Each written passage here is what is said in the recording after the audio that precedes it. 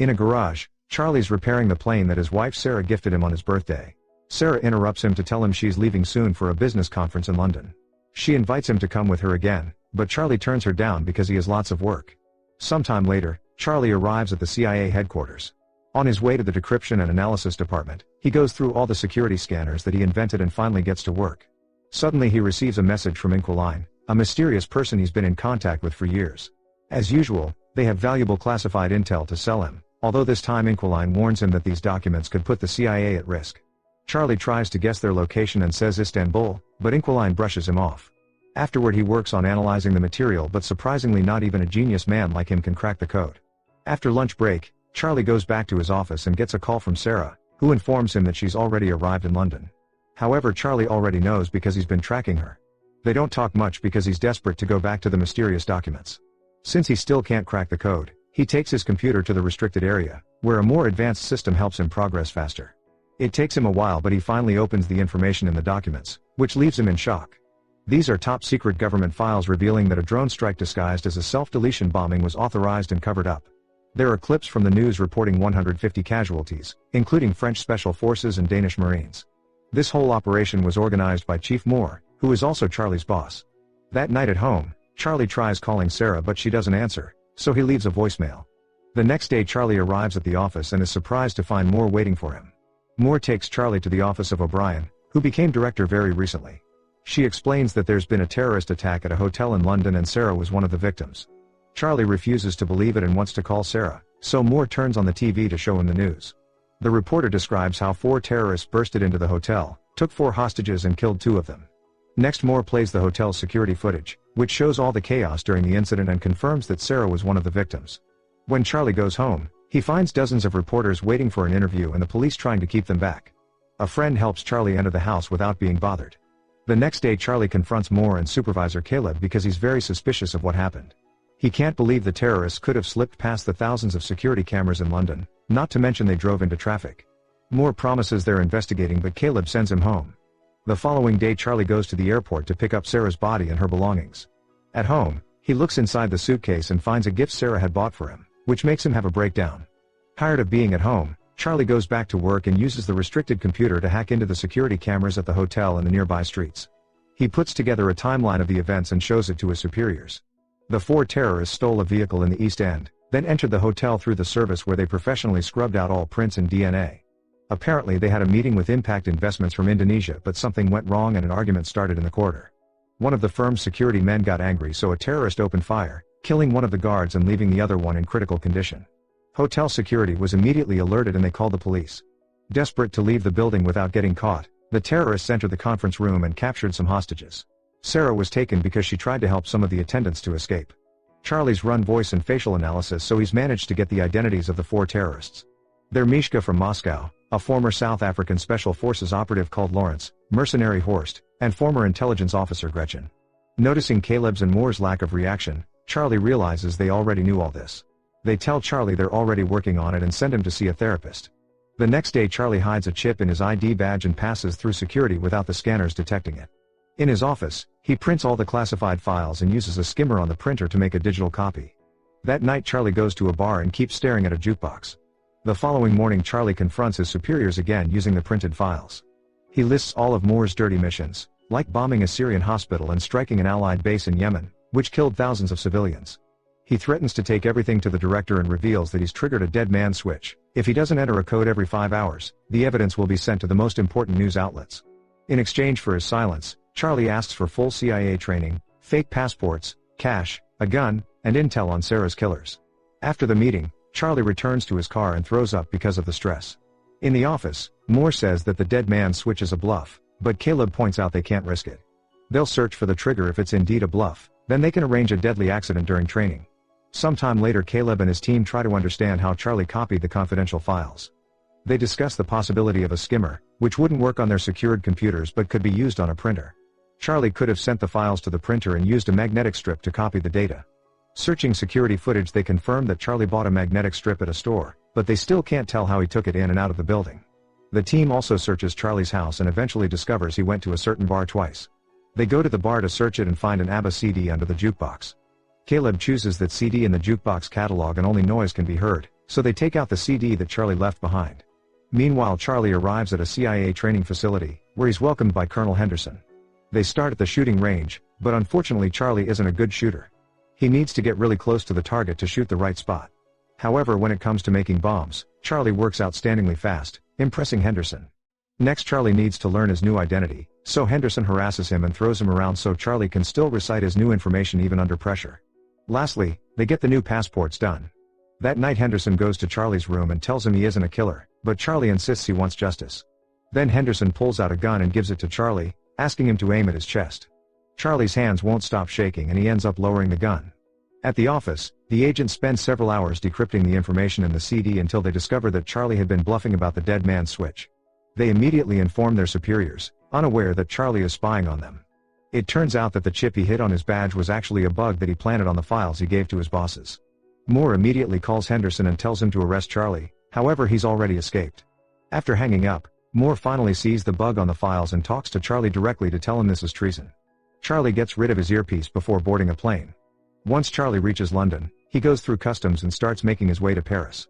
His fake passport appears in the CIA's computer, so Moore sends Henderson after him. In Paris, Charlie rents a hotel room near the restaurant where Gretchen is frequently seen. Eventually she shows up and is close enough for him to start tracking her phone. Charlie then spends the day outside Gretchen's building and waits until she's gone. When a tenant comes out, he uses the chance to get inside. Then he follows an online video to pick the lock of Gretchen's place. Charlie begins searching the apartment and takes pictures of Gretchen's schedule. He also finds a gun in a drawer, so he decides to keep it. At that moment his tracker warns him that Gretchen is coming back, so he rushes to the stairs to wait for her. However, when she finally comes home, he can't pull the trigger. Feeling disappointed, he rushes back to the hotel and pretends Sarah is waiting for him. After calming down, he takes a close look at the pictures and learns that Gretchen has been going to the hospital often. Hacking into her health history reveals she has allergies. The next morning, Charlie buys tons of flowers. Then he waits at the cafe until he sees Gretchen and follows her to the hospital. Gretchen is going through some tests, but the doctor notices that the computer screen is malfunctioning, so he leaves the room to request help. Charlie comes in dressed as a doctor and locks Gretchen inside the machine. She starts to panic, but Charlie ignores her while filling the chamber with pollen. The doctor and a nurse hear the noise, but the door is locked too. Gretchen starts to get weak because of her allergies and Charlie says he'll help if she tells him where to find Horst, since he's the one who shot Sarah. The allergies don't let Gretchen talk, so Charlie opens the chamber, only for Gretchen to push him against the desk. They start fighting all over the room, throwing each other against every piece of furniture. Charlie takes out his gun, but Gretchen brings him down and opens the door to finally run away. A desperate Charlie follows her to the street, but before he can shoot, Gretchen is struck by a car. Horrified by the body, Charlie forces himself to come closer to grab her phone. Then he runs away and throws the lab coat in the trash. At the hotel, he washes off all the blood and packs his things. That night he goes to the bus station and buys a ticket for Marseille. Soon the news of Gretchen's death reaches the CIA. O'Brien questions more about this and he only says that Gretchen appears to have been killed by one of their own. That night Charlie goes to a bar and drinks a lot to drown the guilt he feels over Gretchen's death. He thinks he sees Sarah dancing, but a closer look reveals it's a woman that looks like her. Then Charlie notices Henderson approaching him and panics. He pushes people until he manages to leave the bar and runs through the streets until he finds a different bar to hide in. Henderson follows him there too, so Charlie rushes to the bathroom and locks the door. Unfortunately there are no windows here, so Charlie has no choice but to come out. He joins Henderson at the bar and learns that he found him by tracking Gretchen's phone. After a short chat, Charlie reveals a timer on his phone and runs out before a bomb explodes in the bathroom. Chaos takes over the bar and Henderson loses sight of Charlie. The tracker on his phone doesn't work anymore either. The next morning Charlie contacts the Inquiline to get their help and leaves on a cargo plane to Turkey. In Istanbul, he goes to a restaurant and texts Inquiline. Noticing a man's phone ringing, he tries to approach him but is blocked by a woman who tells him to check his phone. Then Charlie leaves the restaurant and the woman approaches him again, confirming she's Inquiline. She already knows about his wife, so she makes him hide his hat and backpack in a shopping bag. Inquiline wants him to pretend to shop for a while and meet him at a garage. Moments later Charlie meets with her again and she drives him to her home. During the trip Inquiline shares that she became a hacker 6 years ago after her husband died. He was a CIA asset and worked for Russian intelligence. In fact, he was the original Inquiline and taught her everything. The official story says he accidentally fell from a window. When they reach her home, Inquiline says this is the only place she's managed to stay longer than 3 years and admits she's tired of running. If the Russians ever come for her, she has a gun to self-delete. Then they start talking about the case. Horst is the leader in charge of hiring mercenaries for more. Lawrence is an arms dealer, so Inquiline volunteers to pose as an arms seller to contact him. Lastly there's Mishka, who travels frequently and posts everything online. They inspect the pictures closely and find a woman with him. Facial recognition takes them to her Instagram account and they confirm she's in Spain. The next day Caleb tells his team to keep eyes on the terrorists to find Charlie. O'Brien meets with Moore and tells him she wants him to stop running Black Ops without her authorization. Moore says her predecessor gave him the same speech, so he'll tell her the same thing he said then. She has his full support. After the meeting, O'Brien gets in her car and her assistant shows her a picture of Henderson in Spain. It's confirmed that Moore sent him, so O'Brien sends one of her own agents after him. Meanwhile, Charlie and Inquiline find Mishka by hacking into a hotel's security cameras. Charlie then travels to Madrid and stays at the same hotel. He learns that Mishka likes swimming in the pool that connects two buildings by their roofs. At the same time, Henderson tracks Charlie down in the area. The next day, Charlie starts building a device that will help him get Mishka and hides it inside the hotel. Afterward, he follows Mishka to the bar, unaware of Henderson in the lobby. Charlie sees a suspicious man at the bar and realizes he's seen him before, which means he's being followed. He tells Inquiline through his earpiece, so she searches his face and confirms he's a CIA agent. She also sees Henderson on the camera and tells Charlie to abort, but he wants to stick to the plan. When Mishka goes to the pool, Charlie confronts him to ask where to find Horst. If he doesn't talk, the pool will be destroyed. Mishka doesn't believe him and starts swimming away, so Charlie presses a button and the glass starts to crack. A desperate Mishka starts swimming faster, but it's too late, the glass breaks and he falls to his death while the water floods the street. Then Inquiline warns Charlie that Henderson and the other agent are coming closer and gives him directions to escape. A chase ensues and Henderson almost catches him, but at that moment the other agent also attacks. The man tackles Henderson and they start fighting in the laundry room. Charlie watches how they keep throwing each other all over the room and Henderson puts the man's head inside a washing machine. The agent pulls out a gun and shoots Henderson, only for him to steal the gun and shoot him back. Then Charlie comes inside and wonders if he should help them, but Inquiline reminds him to run away. The next day, O'Brien brings Moore to her office and asks about Charlie. Moore says he's on bereavement leave and she lets him go before revealing she's got footage from the hotel. Meanwhile, Caleb and his team look at the same footage and realize Charlie had help. They look at Charlie's encrypted chats and finally find the messages from Inquiline. After a long search, they discover the file of the dead agent known as Inquiline and guess that his wife must have taken over. That night, Charlie and Inquiline agree to sleep next to each other just for company. However, they're woken up by Inquiline's bird screeching and they see a bunch of agents approaching on the security cameras. The duo immediately runs through a hidden tunnel in the wall and as they make their way out, Charlie sees a drone in the sky. By sneaking into another building, the duo manages to keep going and leaves the neighborhood right before the agents storm into the house. The computer is already deleting all the files, so there's nothing left for them. After running down the beach, the duo gets to Inquiline's car and they're seen by the drone. Soon the agents come after them with open fire, even following them on a boat. After a long chase, the agents manage to damage the car enough to make it stop and Inquiline is mortally wounded. Charlie has no choice but to push the body to the other seat and take over the wheel so he can keep driving until he finally loses his pursuers. Later, he leaves the car in the garage and kisses Inquiline goodbye. The next day, Charlie contacts Lawrence and pretends to be an arms dealer to arrange a meeting. Then Charlie buys new electronics and travels to Romania. In an abandoned building, he records his own face and hacks a security feed in Berlin. Now the CIA thinks he's in Berlin and sends their people there. When Lawrence finally arrives, he finds a ringing phone on a chair. Charlie tells him to look inside a box and Lawrence finds a bunch of bombs.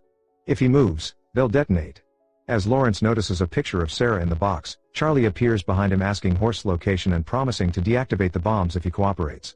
Lawrence explains that Horst operates in Russian waters and typically receives deliveries at a Baltic seaport. Charlie then asks how to contact Horst, so Lawrence says he only gets messages through secret codes from his men. All the numbers and names are on his phone, which he tosses on the ground. After grabbing the phone, Charlie leaves and hears the bombs killing Lawrence in the other room. Soon the CIA gets the news of Lawrence's death in Romania and they realize they've been looking at fake footage. Later in a Russian hotel, Charlie imagines Sarah with him and opens the gift. It's a puzzle that he solves quickly and has a sweet message from his wife inside. In the morning, he goes to the port and sees a suspicious vehicle. He sends the code to Horst's men and sees a guy by the suspicious car check his phone. He follows the man and takes pictures of his boat before leaving. After buying some tools, Charlie goes back to the hotel and tracks down the yacht that the boat belongs to by searching its registration number. He also studies the sea routes Horst might be using. In the morning, Charlie approaches the boat and someone knocks him out from behind, causing him to drop Sarah's puzzle. Charlie is taken to the yacht where he finally meets Horst, who found the bomb Charlie hid earlier. Horst has noticed that Charlie killed the others indirectly and thinks he's not capable of doing it face to face. He hands Charlie a gun and asks him to do it, but Charlie can't and puts the gun down. Suddenly the yacht starts turning into the opposite direction and the crew panics. Charlie reveals he's taken control of the yacht, which is CIA administered. Since he worked on the protocols that protect this yacht, It was easy for him to hack into it and send it to Finland. Soon the yacht is surrounded by the Finnish Navy and Interpol, who immediately arrest Horst and his men. Sometime later O'Brien gives a press conference to announce they've arrested all the dirty agents that have been using the CIA's resources for illegal activities. Charlie is approached by Henderson, who tells him he's proud of what he's done. After visiting Sarah's grave, Charlie goes home and finally takes the plane for a ride.